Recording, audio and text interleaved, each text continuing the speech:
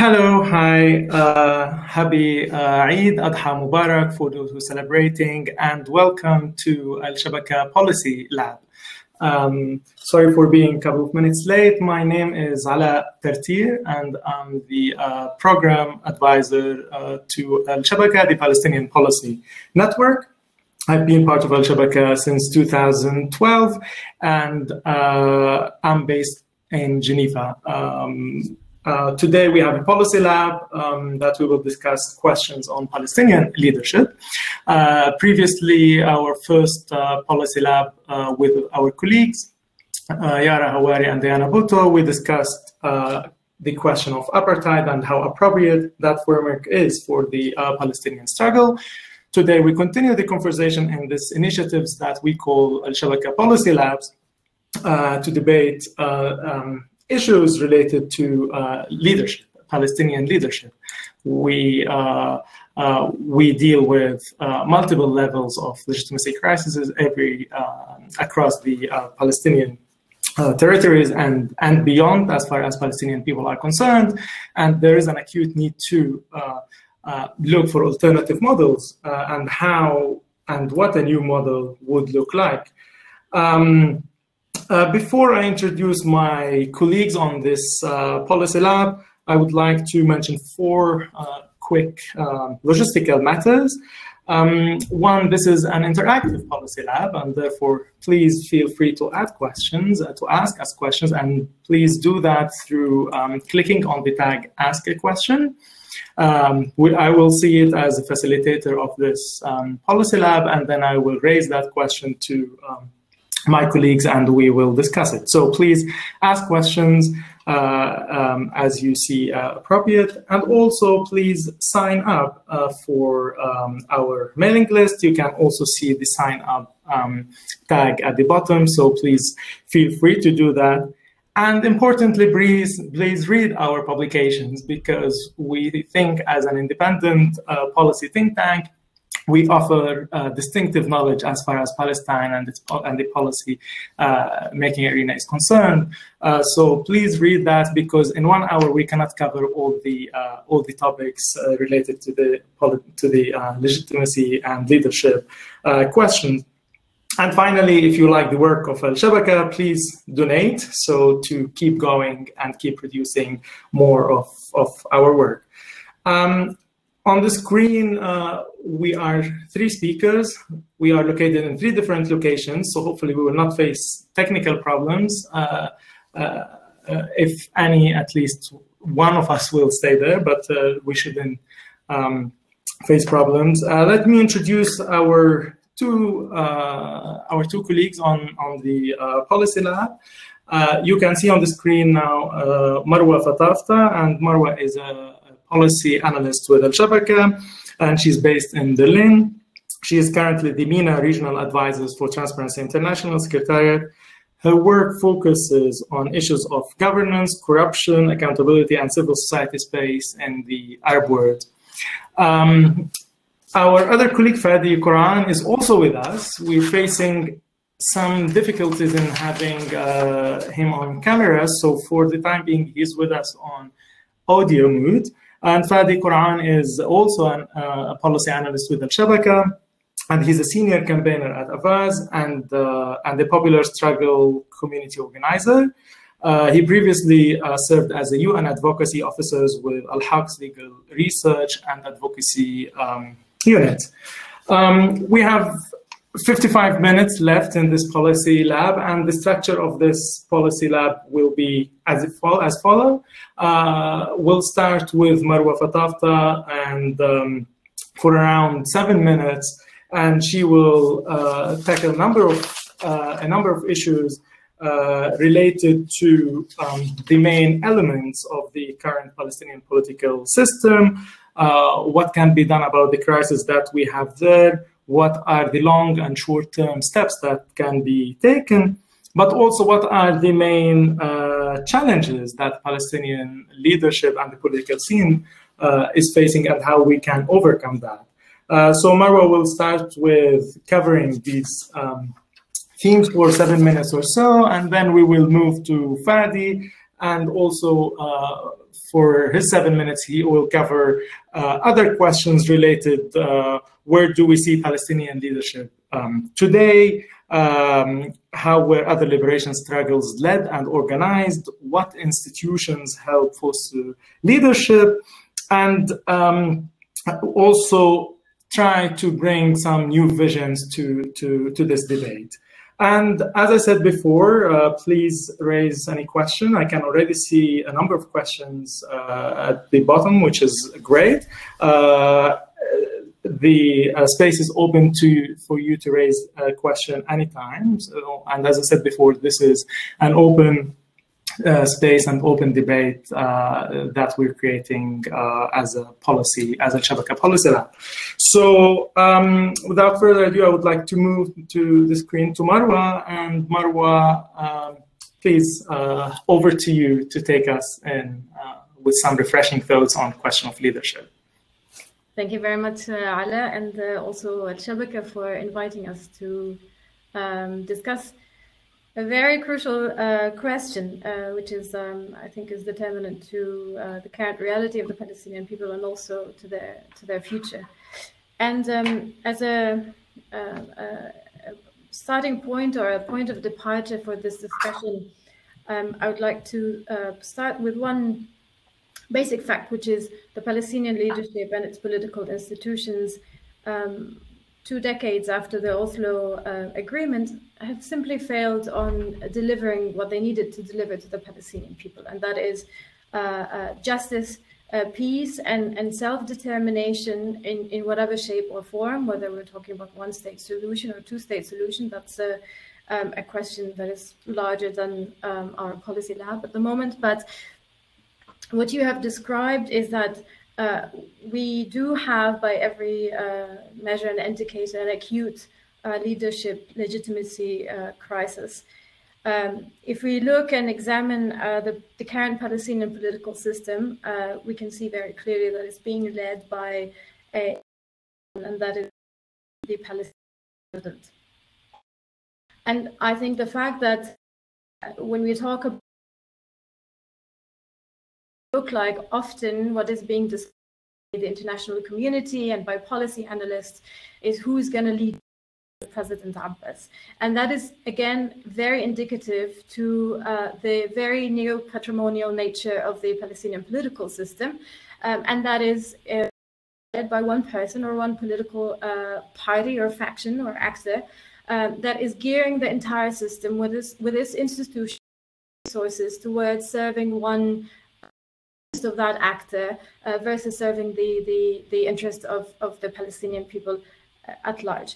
And so we have a situation where the Palestinian president is being aided by a supportive network of political and economic elite, or we can describe them as patron clientele networks, if we want to use the corruption language here. And in the Palestinian context, we have one political faction, that is Fatah, that has been dominating and monopolizing, I would say, the Palestinian political scene since the 1960s, and also actively excluding and marginalizing any other political factions or actors, opposition, whether outside of the party, such as Hamas, the biggest rival to Fatah, or within the ranks of Fatah, such as in the case of Mahmoud Dahlan. And so we have the president holding also three, or let's say the highest three positions, executive positions in the Palestinian system. He is the president of the PA, the chairman of the PLO, and also the head of his political faction, which means that we have a case of the executive capturing completely the entire political system with its different branches and holding unrestricted power within, of course, institutionally speaking, because we know there are other restrictions imposed externally, let's say geopolitical or political restrictions placed on President Abbas. So referring to this executive capture, if we look at the two main governance bodies Palestinian governance bodies. We have the PLO and the PA, the Palestinian Authority. And at the PLO level, the executive committee has basically, over the decades, essentially formed the PLO's legislative and executive functions.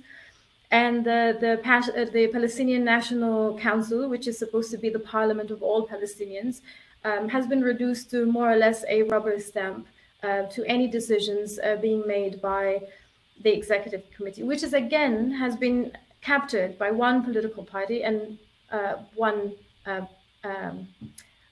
person, which was, for example, Arafat, and then later into the hands of President Abbas.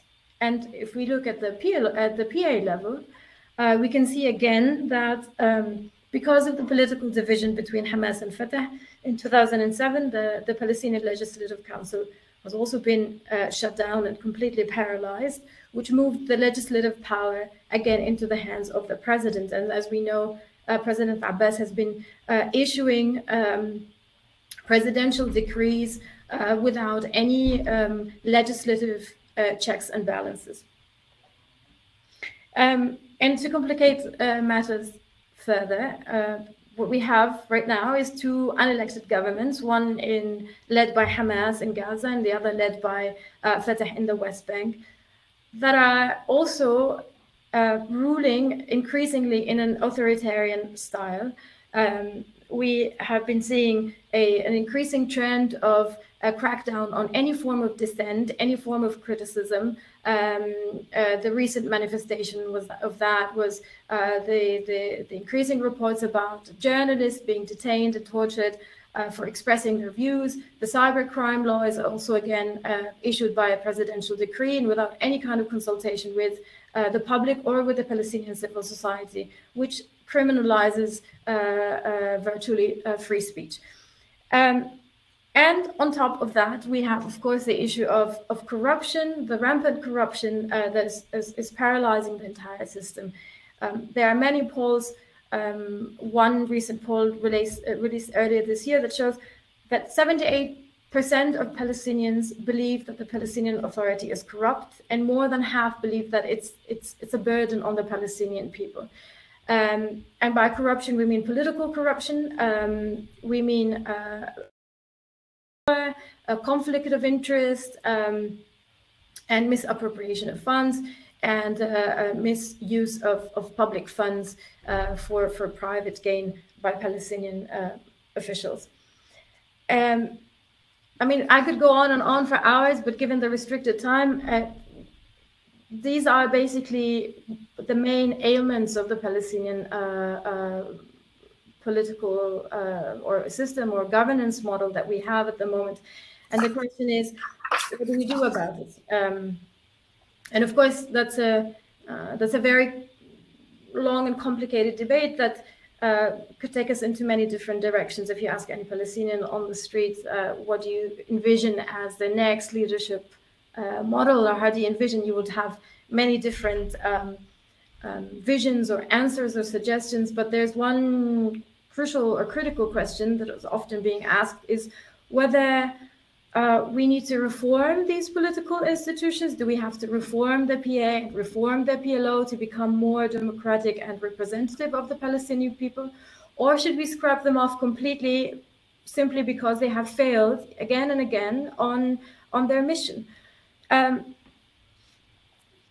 I think, again, that's a long debate that is hard to answer. I think there is more, or whatever ultimate governance model we need to have, or whatever it looks like, there are few structural basics that need to take place. One is that we need to have legislative and presidential elections in the occupied Palestinian territories, and they must take place immediately.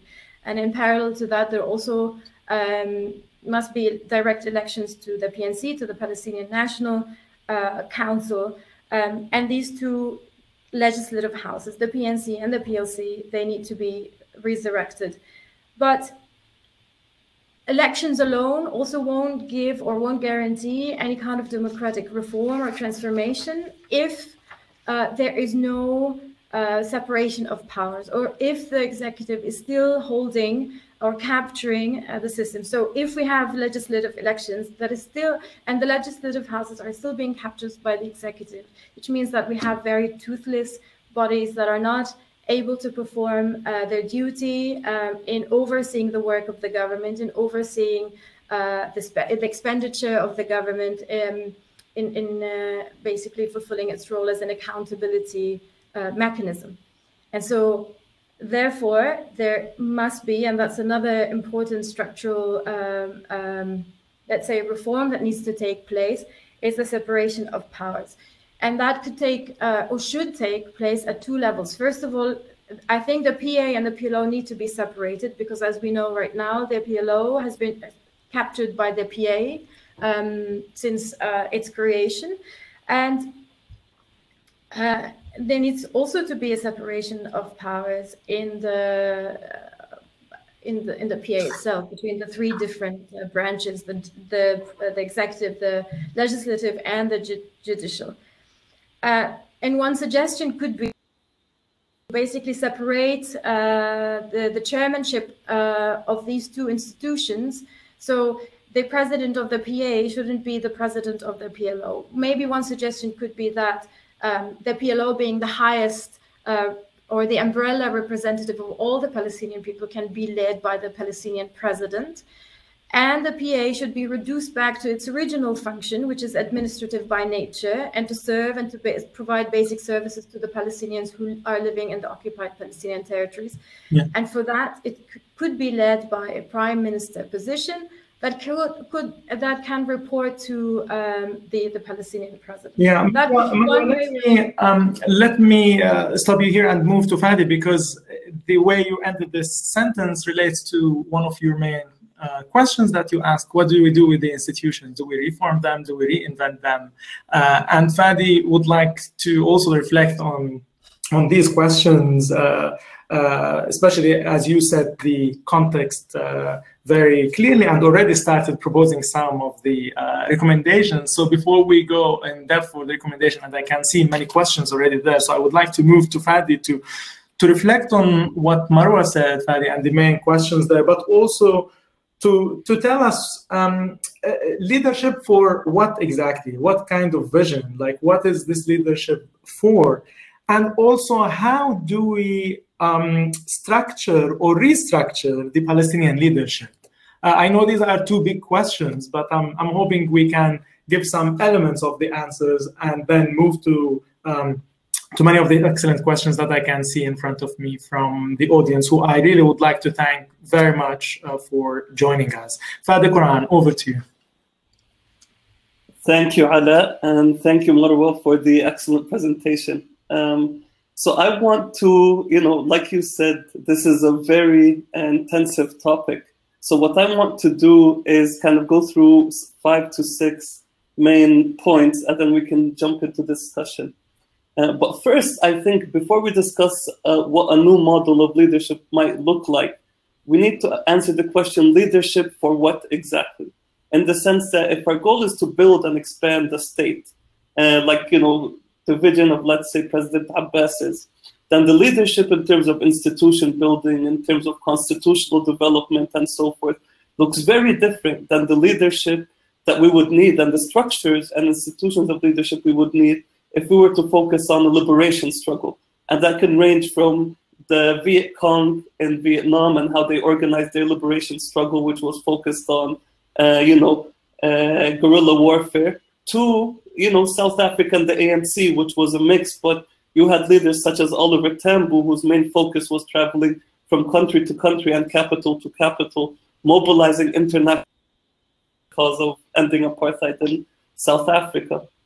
And I think here in Palestine, we need to understand that there has been a specific push in order to, from the international community particularly, to push us away from this idea of Palestine being a liberation struggle and towards this notion of Palestine being a state-building endeavor. And what that has meant is that, number one, the Israel National Security Institute at Tel Aviv University, for example, in an early paper from the 1990s, said that we need to weaken the PLO and strengthen the PA. For Israel, that was beneficial because they had more control over the PA apparatus. And so you would want to intermesh the PLO into the PA and make the PLO dependent on the PA. From an international perspective, it was also that you wanted to invest in people who would maintain the status quo. You wanted to invest in structures that would maintain the status quo.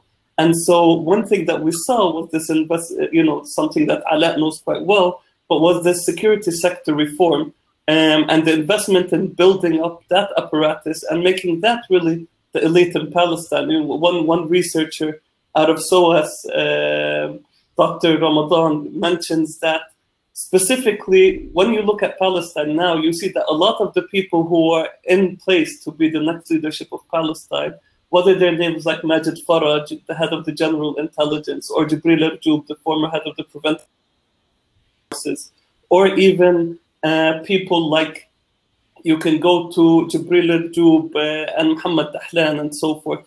A lot of them are security heads. And so there's been a process in Palestine to create the model of leadership specifically focused on this type of security elite that can maintain the status quo.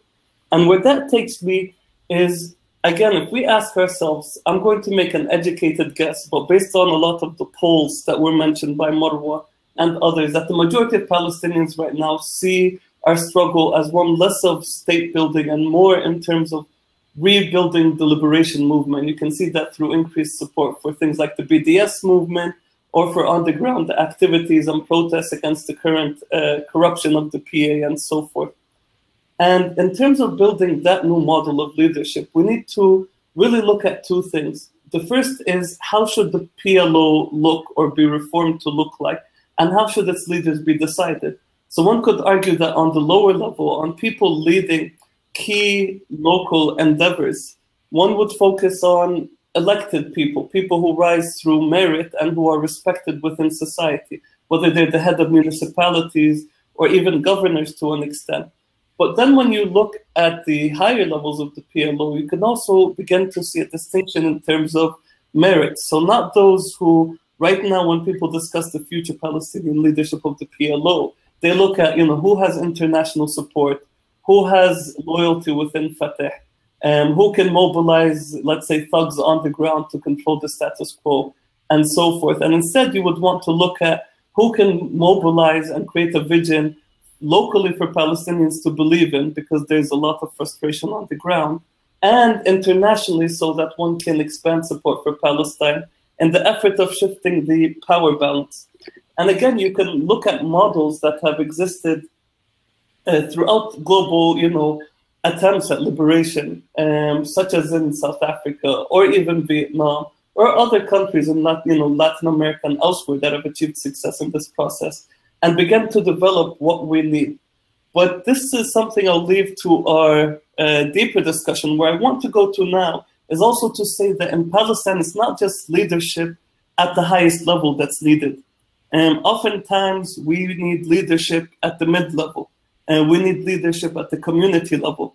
And leadership as a notion sometimes is overcomplicated, but I think it can be simplified into three key factors. People with vision and values that they believe in, who have and are capable of mobilizing support for that vision and for the values that they believe in within the communities they work in. And last but not least, who can execute on that vision to achieve it.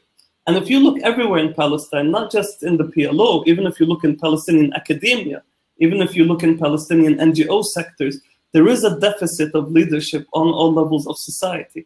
Part of that reason is, again, the attacks of the occupation. You see a lot of leaders who are on all those levels who have been arrested or who have been targeted or who have been weakened. But I would say that the last aspect here is it's important for us to think about one key question, and I'll end with this, which is, how do we build that leadership on all levels of Palestinian society? Because what I can imagine is that if we build it within the communal levels of Palestinian society will easily be capable of removing those who are in leadership positions, such as Mahmoud Abbas, who the majority of people don't want. But it's really focusing on this idea of non-zero leadership, of the fact that if Marwa becomes a leader in her field, this is beneficial for the cause, it's not harmful, it's not competitive, and this is something I'm going to support, and vice versa, in terms of anyone else who's moving in that. And that's a mindset shift. And without that mindset shift, we won't be able to achieve the larger shift from on top. Because right now where we are is we're at a place where there are actors who are seeking to fully transform Palestinian leadership. Israel's goals is to create gangsters or thugs that are capable of leading their Bantustan's across the West Bank. This is what's happening through security coordination on all levels across the West Bank. This is what we're seeing in Gaza, divide and conquer, reach an agreement with Hamas here, reach an agreement with Majid Faraj there, reach an agreement with God knows who there. And you end up, and with people, let's say, Ayman Oud in 1948. And what you see is then this fragmented system of no leadership, but of Israeli influence. And that's what we need to break through. Yeah. Thank you very much, Fadi, for all these additional entry points, if I may call them, which this takes us nicely to, after I take a number of questions, and I can see so many questions, to come up with some more concrete entry points and concrete steps, so everyone can have something to take away from this one. But let me link an excellent question here raised by Nadia. Thank you, Nadia, for this question, and it ties nicely, Fadi, with what you ended your intervention with. So the question here says, it's often said that the next set of Palestinian leaders will come from the youth. But what makes us so sure that the youth will be different to what has gone before? Has there been sufficient analysis of the failures of leadership whenever the Palestinian people have successfully organized? For example, 1936 revolt, the first Intifada, the BDS movement, the Great March of Return, for a new generation to avoid the pitfalls. So this is a spot on, like how, Fadi, if you would like to tackle this, what makes us so sure that the youth will be different to what has gone before? I think this is an excellent question, and the real answer is currently we can't be sure, because what we know throughout history is that these kind of models perpetuate themselves and they arise again and again, not just in Palestinian society, in every society. But what I can say also about the youth, whether we're talking about the Great March of Return or whether we look at the revolution of 1936, is some things become clear. For example, one thing that is pretty clear is that it's usually Palestinians who are lower middle class to poor, who are the peasants or who are the farmers, that are often the ones that are taking the initiative first, that are often the ones that are organizing first, and then society follows, and then these efforts, and usually in the way they organize quite naturally is organic. So usually in these revolutions, it's like, okay, let's bring as many people as we can. Leadership is kind of not completely horizontal, but divided between different groups relatively horizontally. And what happens is that that is co-opted. And we've seen that again and again through Palestinian history. As these young groups come in, they gain power through that method, then they're either co-opted or, break down one way or another. So the lessons we learn from those attempts, and they deserve more analysis, but I think the key lessons for me is whichever group takes leadership next from within the youth, and I say it's also a demographic thing in terms of ages. Like, of course, the next leaders are going to be younger, because I don't think you can get older than Mahmoud Abbas in Palestinian politics. Generally, what we want to think about in answering this question is as follows. How do we create structures and visions so that leadership is easily transformed from one group to another within a continuous process? one of the good things about the US, with all of its negativities, is the constitution that was developed in the US by the founding fathers. And that constitution laid the groundwork for a democratic process that had to evolve a lot, but that democratic process lived. And here in Palestine, when we succeed in our revolution, we need to be clear in defining a similar type of process and vision for the state we want that can be reborn again and again. Marwa, maybe you, thanks Fadi. Marwa, maybe you would like to add to this answer already, but before asking you to do that, I would like to connect with another question asked by Albana. And Albana says, despite the legitimacy crisis of the current Palestinian leadership, they remain deeply entrenched in the fabric of the Palestinian society. So are these parties then really finished? So this is linked to the question, to some of the elements of Fadi's answer, but what do you think, Marwa, of these? And Fadi, of course, feel free to jump in after Marwa's intervention.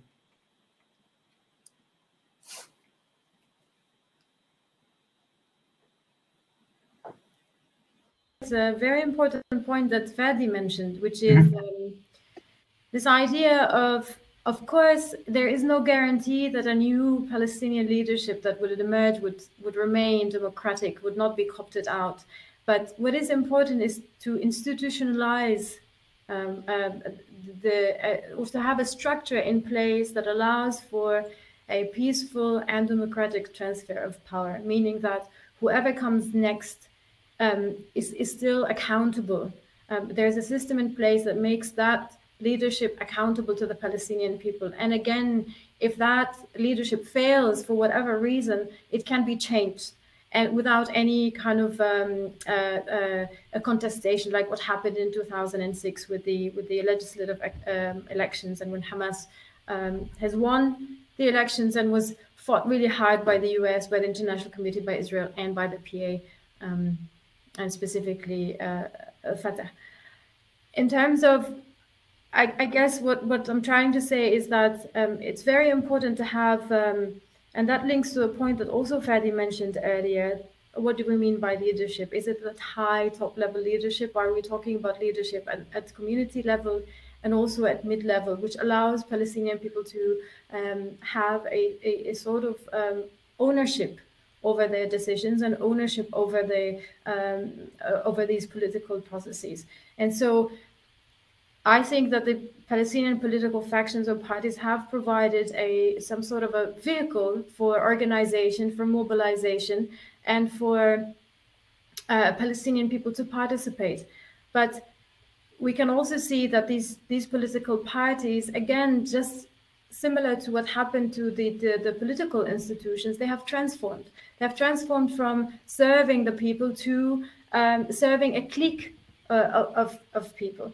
And therefore, they have also lost their purpose. So that's why we see a lot of political apathy on the streets and lack of engagement by Palestinian youth in these political factions, especially the two biggest ones, because they're basically serving their own interests rather than serving the interests of the Palestinian people at large, or the bigger the Palestinian cause. And so, again, the question is, what kind of organization on the ground level, on grassroots levels, that allow Palestinian people, especially the youth, to participate and to mobilize and have any a sense of ownership over these processes and these decisions? I think that's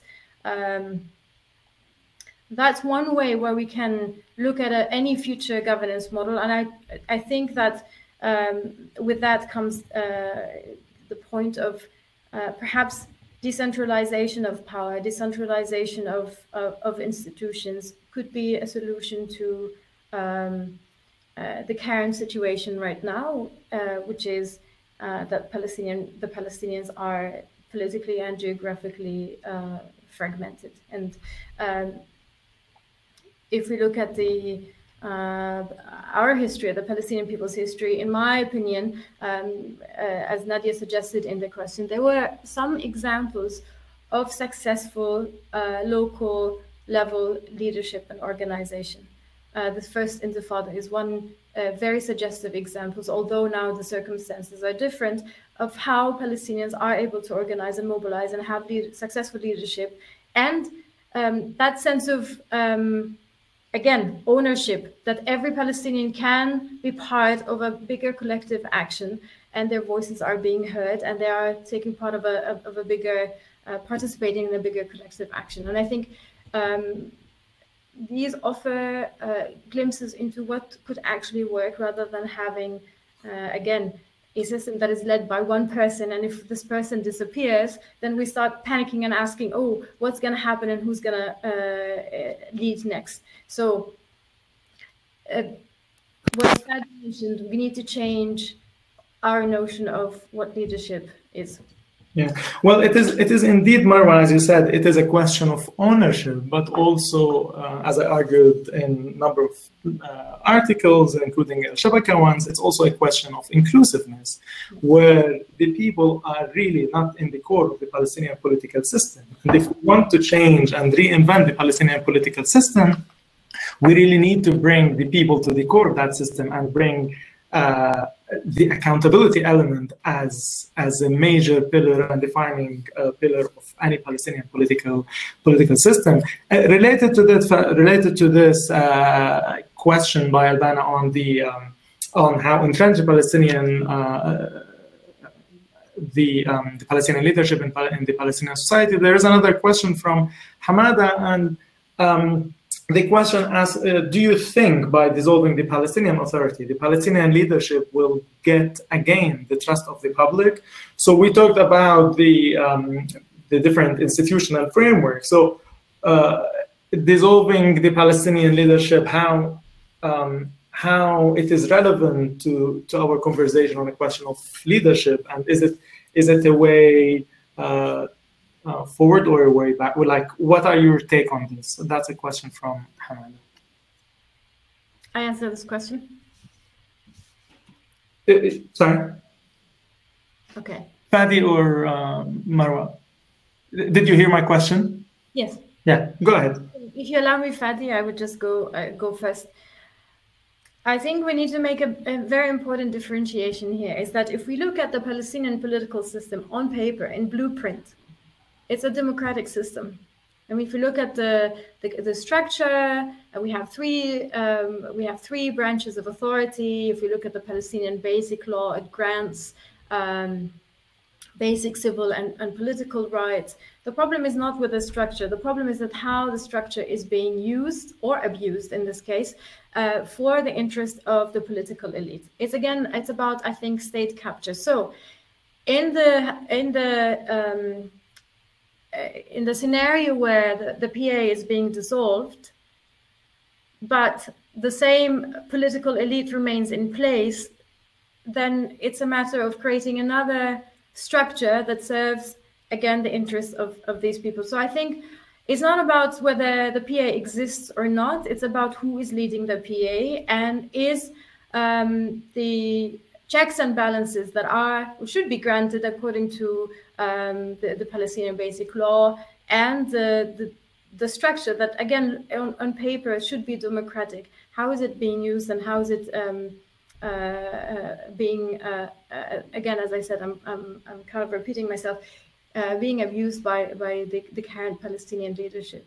And so there's always these questions about who's going to lead next, and who is whether the PA should exist or not. I think the bigger question is, how do we allow for new Palestinian leadership to emerge? And again, going back to the point of, do we keep the PA or the PLO? That's a decision to be made collectively by the Palestinian people. Fadi, would you like to add to Marwa's point? Yeah, I mean, one thing I would add is that the PA employs 300,000 people. Now, a World Bank assessment showed that actually the PA could be run by 10,000 people. Now, you know, some estimates that even more people are employed by the PA, more than 300,000. Some estimates go to 500,000, if we want to include all the security sector and so forth. A lot of these people within the PA who are employed by it I'm not making a broad judgment here, but a lot of them are loyal to the PA in the sense that it's their main access to livelihood. That's where they get wages, and that's how they feed their children and send their children to school and take care of their parents and so forth. There was a transformation that happened in Palestinian society where, as Israel took the land from the people, eventually a lot of people moved to work inside Israel in the 70s and 80s, and then Israel realized that that was a big weakness and eventually began to move them out, and the PA suddenly became the biggest employer of the Palestinian population. Of course, we lost the land, so agriculture started to play a very small percentage in our economy. The reason I mention a lot of this is in any discussion of getting rid of the PA, one needs to answer these very deep questions about what happens to these 500,000 people. Where do they go from here? And if we need to provide a vision for that, I would say that the majority of Palestinians, based on polls, believe that the PA should be dissolved. In my opinion, I think that the basic law, and the problem with Palestinian laws right now is a lot of them are being written by presidential decree. So the clear basic laws on all those things are, meaningless, I would say, and have been meaningless for the last decade, apart from ink on paper. Especially since the judicial sector has now been taken control of by the president and so forth. So there is what I would call a cleaning phase in Palestinian, and this may be a bit radical to say, but there is a cleaning phase that needs to happen in the Palestinian leadership transformational process. We're a group of elites, and they're not just the political elites. We also need to be very wary about this. There are economic elites in the West Bank that are in many cases more powerful than the political elites. There are security elites in the West Bank and in Gaza that are more powerful in many cases than the political elites, or they're intermeshed within them. Now, how this cleaning phase occurs, one would hope that we can do it, as Marwa suggested, through an electoral process in which, there is a democratic election of a new generation. But the truth is that in the last electoral process that Palestine faced, in which Hamas won the elections, regardless of what one thinks about Hamas's ideology, that was totally flipped around by the international community's intervention, as well as the political elites' intervention. And my fear is that if you have any elections that actually represent the will of the people and go against the will of these elites, they have the power, the hard power, to be able to flip it on its head. They even have the power to control the election results if they wanted to. And now we're in an age where that's possible.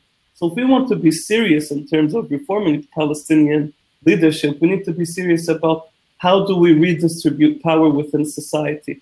How do we do that with the most effective and least bloody circumstances? Because a lot of these people, they will hold on to power. Nobody imagined, and I would end with this point, nobody imagined that the Palestinian people, that there would be Palestinians on hunger strikes in Israeli prisons in 2018, not to demand something from the occupiers, from Israel, but to demand that their own leadership pay them the wages that they're due for their families to feed their families as Palestinian political prisoners.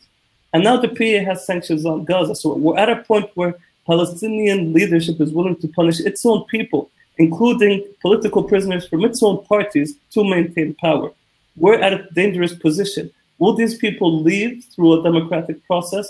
One would hope so, but the real answer, I think, is they wouldn't unless the power is shifted as well. I am aware of the time that we have nearly 15 minutes, and I do have a very long list of excellent questions. So let me try to raise two questions. One from Zaha, and Zaha says, should the Palestinian president step down or he passes away? Please describe the process that you anticipate will ensure,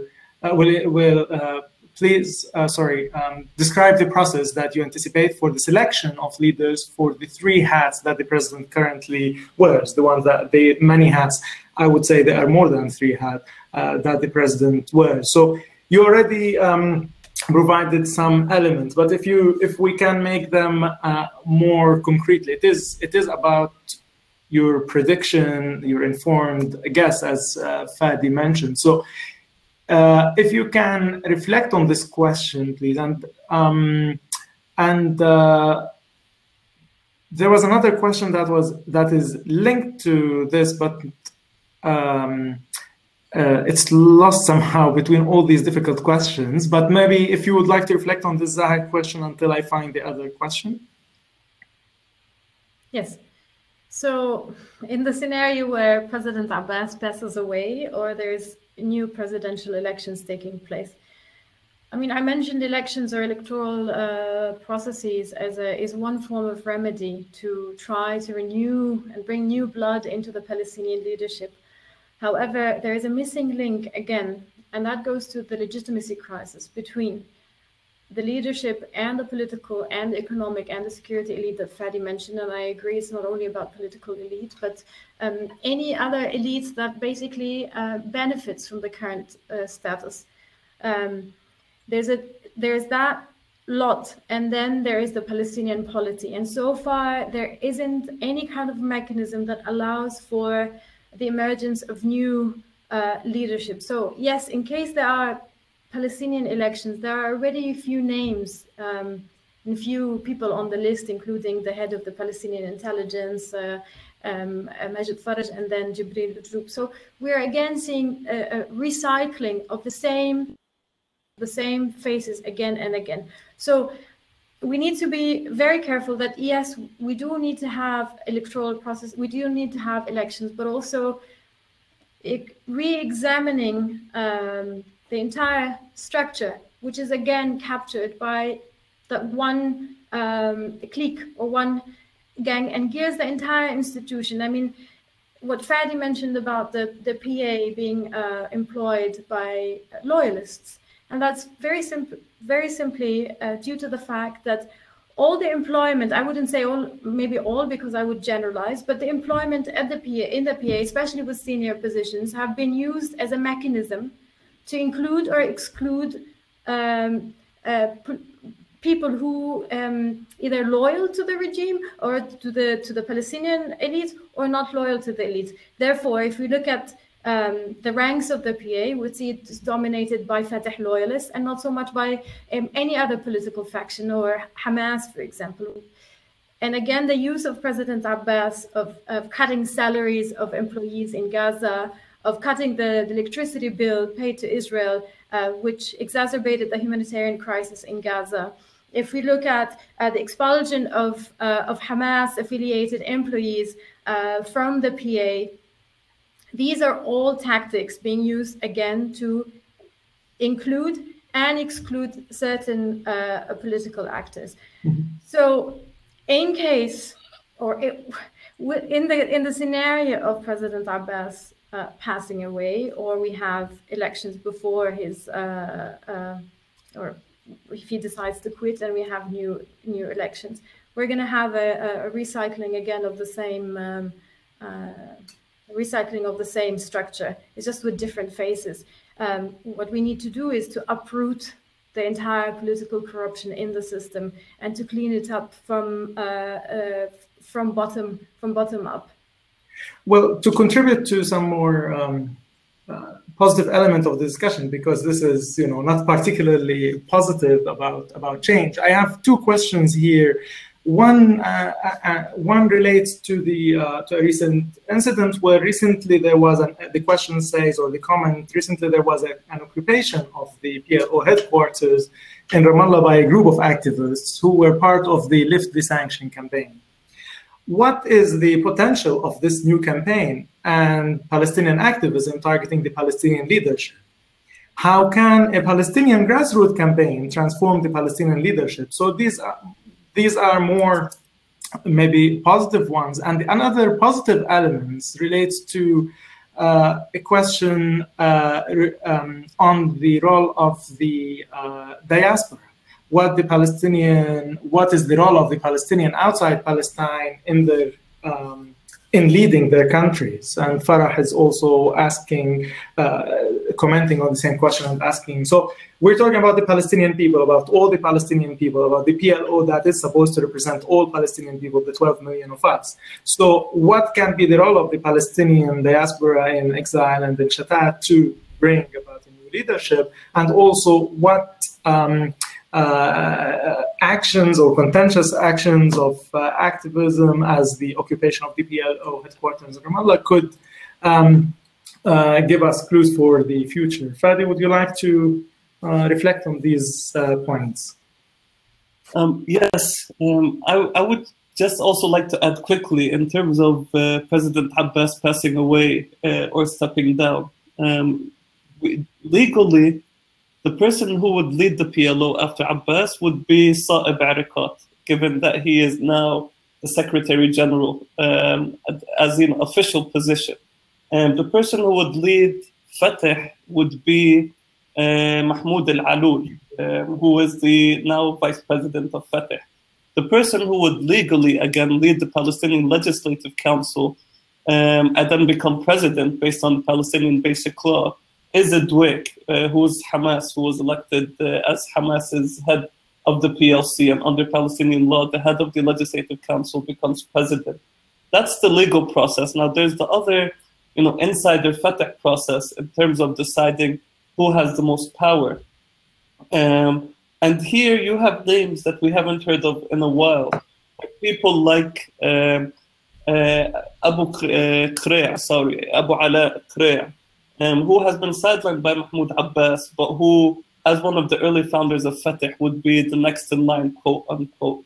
And then you have the power dynamics process, where many observers say that the security elite, people like Majid Faraj, who's the second most powerful man in Palestine de facto, would take the lead and maybe try to gain support around that, having like a security actors. And I mention this because none of these are likely to happen. What the Israelis are seeking in this type of process is, the Israeli vision is that the West Bank be divided into different pieces with different strongmen in different pieces, just like they managed to divide the West Bank from Gaza, they managed to divide Hebron from Ramallah, from Nablus.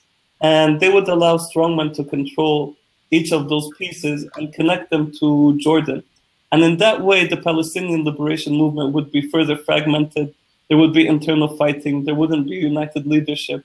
And each person would have their own kind of system of nepotism. And we need to keep that in mind, because with the US deal of the century approaching and the possible scenarios around that, it could be a possibility, particularly since so far, no Palestinian vision to counter this has crystallized. So until that vision crystallizes, we will be in big trouble. But that takes me to the positive stuff, which is the stuff happening on the ground. The occupation of the PLO, the protests that happened to there by the Lift the Sanctions movement, and the fact that that movement has managed, for the first time in a long time, to mobilize thousands of people in the streets of Ramallah and Nablus and other cities across the West Bank and in Gaza for a cause, challenging the PA, and even being beaten by the PA, then coming back to the street, is a sign that something fertile is happening on the ground in Palestine.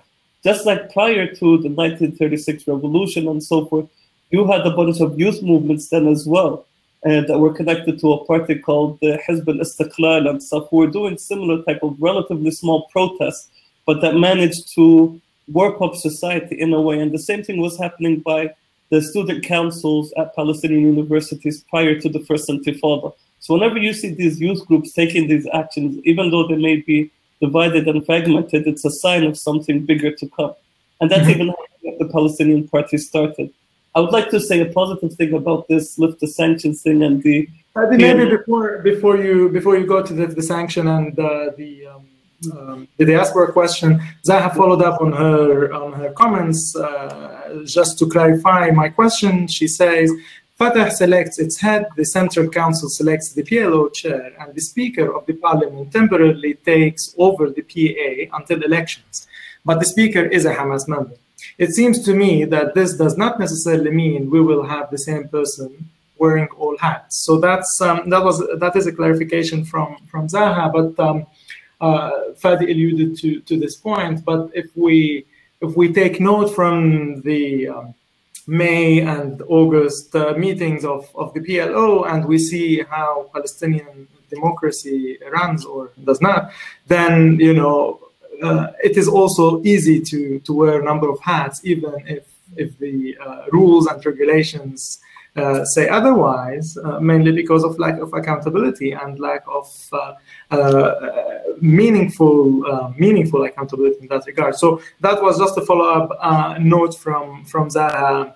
If you would like to follow up or comment on the follow-up, Zaha, Marwa and Fadi, but if not, and for the sake of time, if you would like to go back to the diaspora element and the lift the sanction campaign. So I'll say two quick things. Number one, you're right. So that's the legal process, Zaha, but it doesn't mean that the legal process will move forward. We've seen in all the PLO decisions that have been made in the last year, none of them were actually legal, whether it was the new vote for the Palestinian National Council. The whole process is rigged. But this is legally what should happen. The second point I would make is on the Lift the Sanctions campaign. A great thing about this, and something we're seeing more and more in Palestinian society, is that protest, for example, was led by mostly women and conducted by mostly women. And I think one of the positive things that give me hope about the future is that women have always played a key role in the Palestinian struggle, but now you see them at the forefront even more. And I think that adds a level of emotional intelligence to these activities that has potential to transform the struggle. And I think in the diaspora, my vision would be that we would create a Palestinian census where we have Palestinians' names everywhere, and we would force a vote, outside of the remittances, if need be, of the PLO, so that Palestinians can vote in every community from New York to Bogota on the people that they want to be representing them. And then through that community, you can rebuild the national liberation movement, and people would be voted on based on merit and such a process. And I think the two key things the diaspora can play is, number one, it can be vocal, that those people in the PLO in your communities don't represent you, and establish parallel, even shadow bodies. And we're already seeing that indirectly in many places. In the US, I would say the Institute for Middle East Understanding, which is a non-governmental organization that's bipartisan, has more impact on the discourse in the US than the Rose Mission there, for example, and other organizations in London and so forth. We need to strengthen those types of voices. And the second thing is to ensure that diaspora money, there are a lot of PLO officials right now who are going after diaspora money, who have networks within diaspora money, and that needs to be moved and weaved away from the PLO networks as they exist today until they reform. And I'll leave to Marwa any other comments. Thanks, Fadi. I think the Palestinian diaspora also plays a very fundamental role in reuniting Palestinians politically.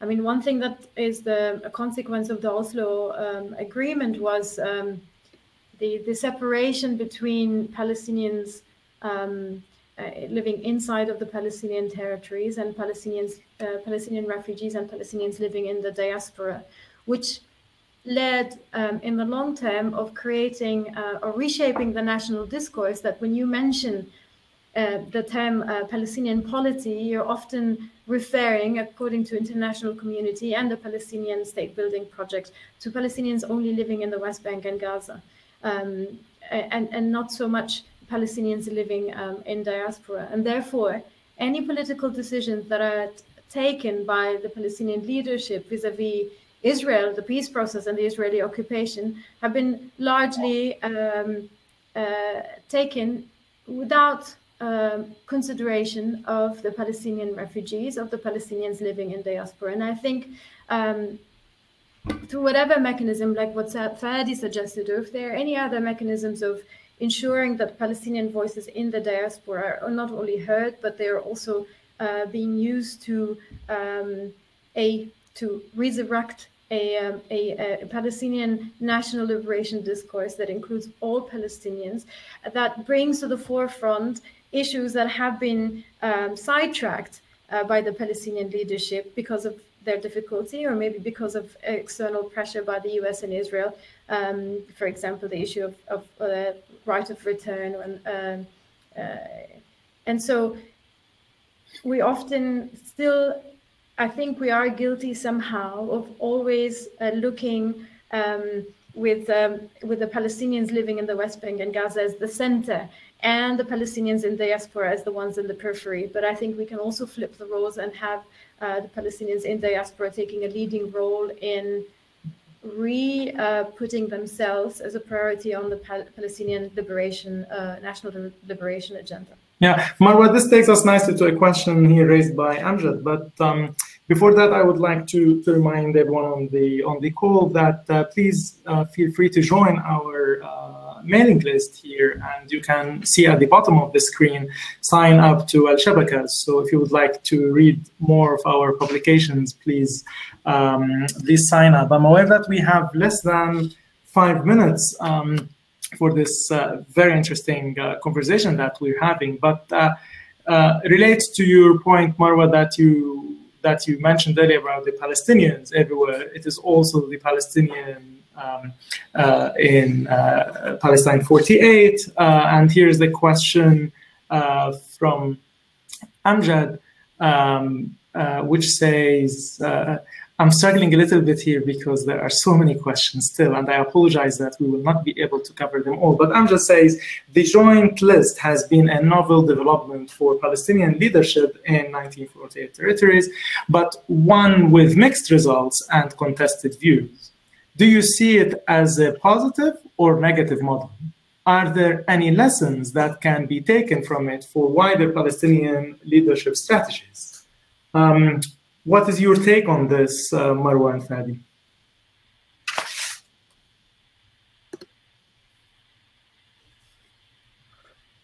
Fadi, can you hear me? Yeah, I can hear you.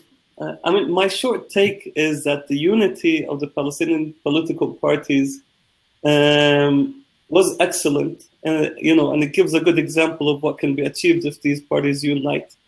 But my broader perspective is that their unity came under a system of apartheid that has, in the time that they've been in the Knesset, reinserted itself with the, Jewish nation law and other discriminatory laws, that I think true leadership would dictate that they pull out of the Knesset and begin to do other forms of political organizing on the ground, and reconnect with the PLO. I think one thing that Marwa mentioned is the Palestinian polity here. And I think the future of the Palestinian liberation movement should be one in which, whether you're in 1948 or Gaza or the West Bank or Jordan or Chile, you're working under one umbrella together. And the way these political formations exist now, with all of the positive things that they brought forward, continue to be built on that fragmented system that is not in our benefit.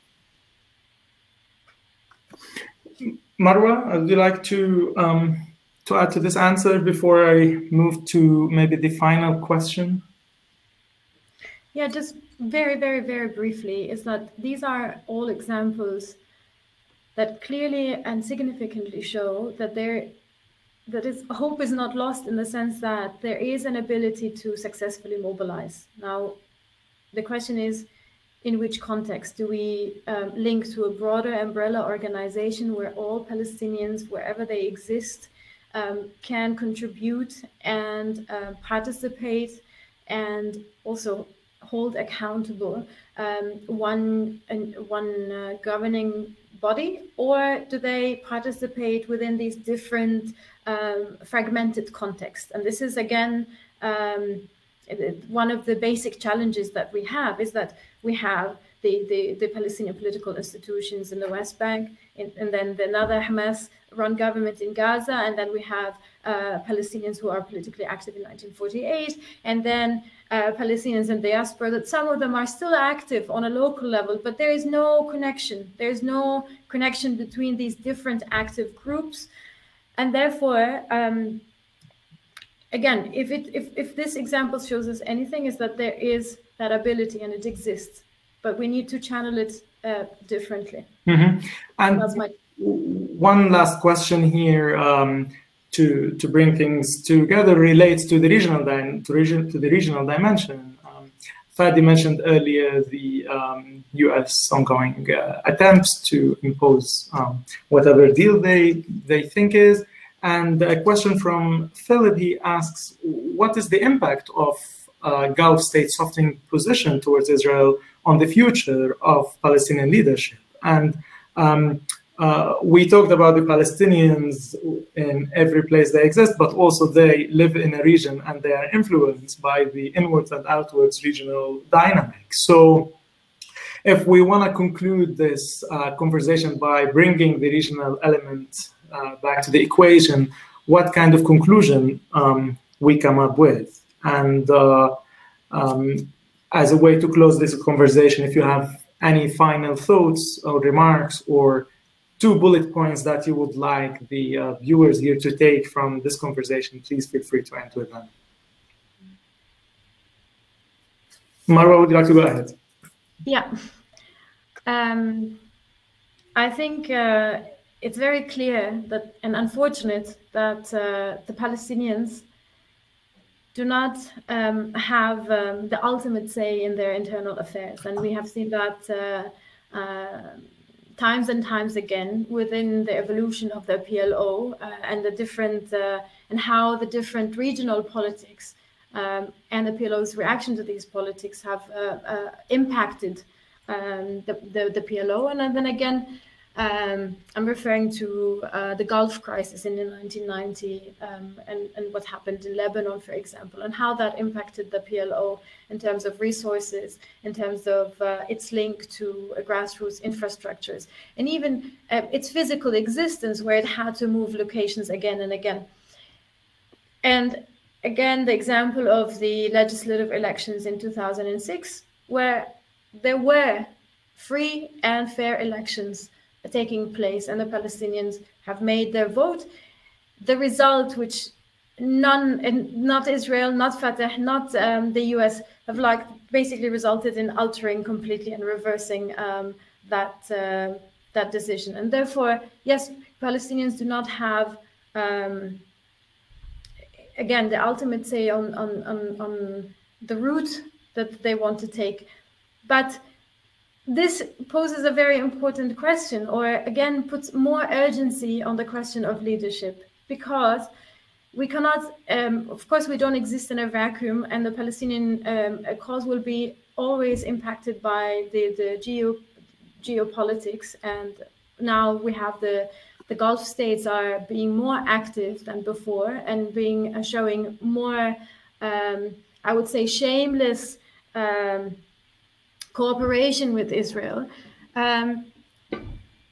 This means that we need to have a Palestinian leadership that is able to fight for the rights of the Palestinian people and to promote the rights of the Palestinian people amid these different push and pulls in the region. It's not difficult. It's not easy. It's very difficult. But this stresses again how important it is to have a Palestinian leadership that is representative, that is democratically elected, and that is able to defend the rights of Palestinians.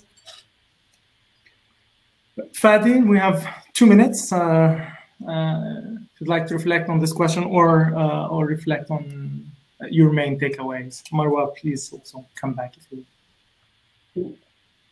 I would say it's important, number one, for us to remember that even though regionally, whether in Egypt or Saudi Arabia or the UAE, the leaders of those countries have not been friendly to the Palestinian cause recently, the peoples of those nations still support us.